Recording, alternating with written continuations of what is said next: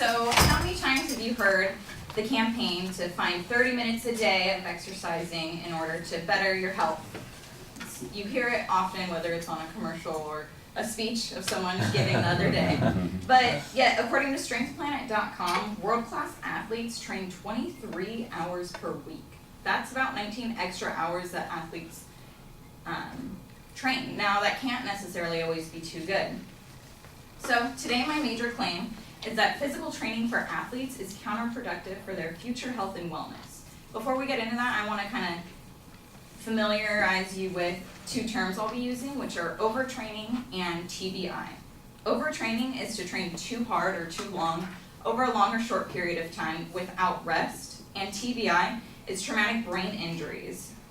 So I want to go over my 3 supporting claims that I'll have with you guys. That'll be overtraining athletes become injured most, that athletes pursue less effective, quick recovery, and my third point, that TBIs cause degenerative brain disease.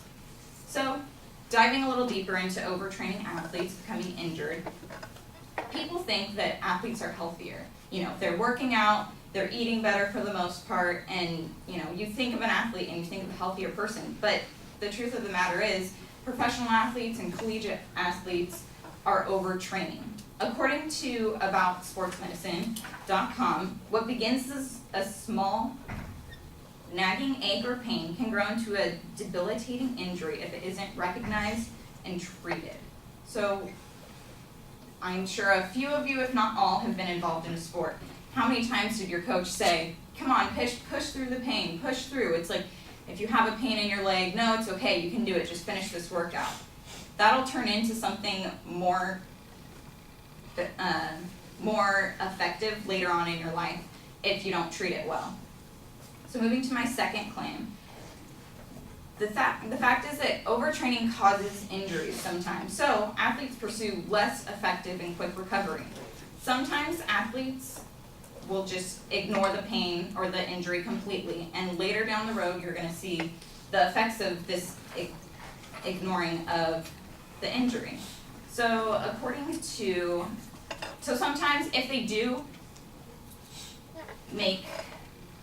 something about the injury, they'll do a surgery, and sometimes with the surgery, athletes become re-injured after that. So according to Dr. David Greer, he writes an article about when is an athlete ready for sports after an ACL surgery.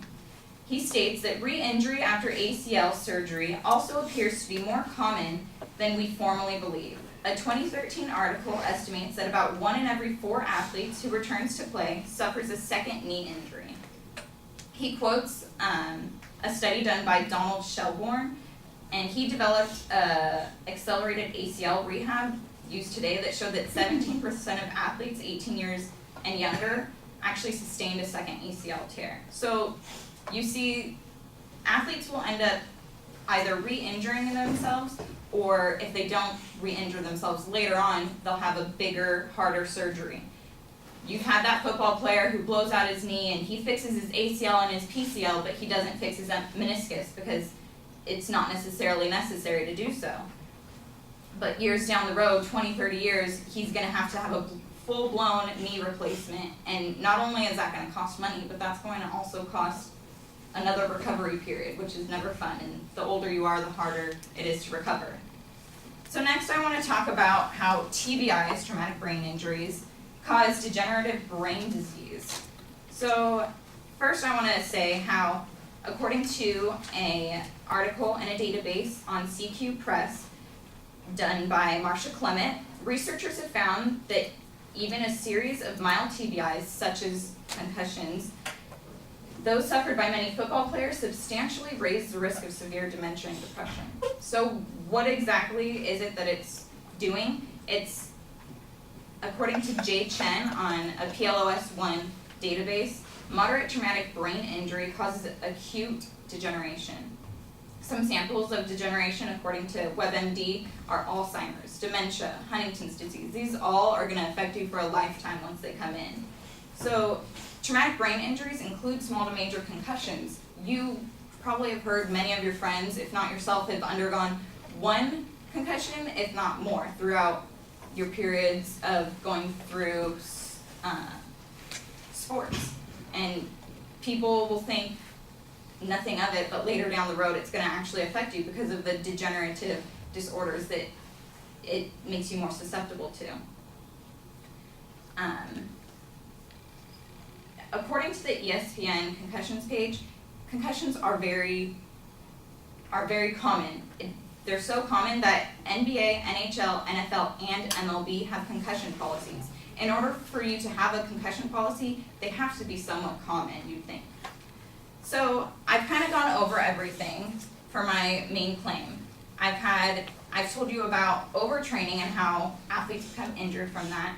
I've also told you about that athletes pursue less effective and quick recoveries. And finally, I told you how TBIs cause degenerative brain disease.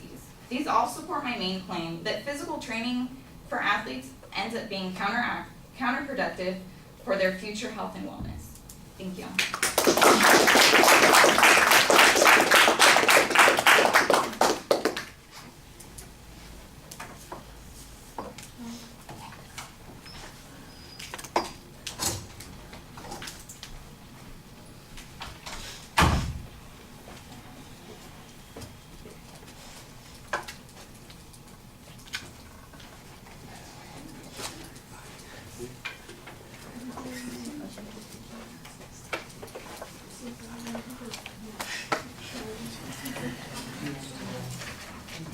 All right, Miranda, the rhetorical question at the beginning is fine.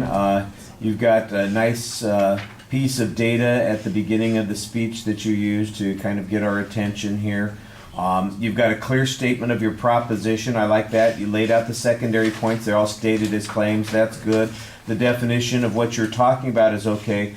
The overtraining issue, I think, is basically your focus. And I think that works okay on the first couple of points. I'm not exactly sure how it's connected to the third point. That sounds to me like they're more injuries related to playing the game as opposed to related to training. If there is a connection to training in particular, that needs to be emphasized a little bit more because that feels like it's a weak point in the argument that you're making. The transitions between the main points are always very solid. I knew where I was. It sounded like it was going pretty smoothly, so you're doing a good job there. I thought on the second point that you started to develop that a little bit more. To me, the first point was very limited. It had kind of a hypothetical example that you got it from a source that you cited, and it explains the concept, but there's not really much follow-up on it. On the second point, there was a little bit of statistical information to suggest that this is more widespread and broad. I like the idea because you've got some data, 25%, 17% having secondary injuries to the places that they had the original injury. That makes sense. But once again, is it related to the training? Is it related to coming back too soon? That seems to me to be not quite as clearly demonstrated. So I don't doubt that there are issues, especially secondary issues that are going on there, relating them to the cause that you're identifying. I think that's the part that hasn't been developed quite as well. You did cite a few sources in the presentation. You're pretty good about doing that. Like I said, on the third point, there's a lot of information that you cite on those points, which is fine. It just seems, I'm not sure how the brain injury is connected to the training point that you've set up as the causality statement in your claim. So that's the place that I think is the weakest in your argument. You do an excellent job delivering the material. You've got good audience contact and you explain things. And you have a very solid summary and exit line at the end so we know ultimately how you see all of this coming together, and you're giving us that one last push on that idea. All right, thank you. That's okay, you can applaud me. I was good.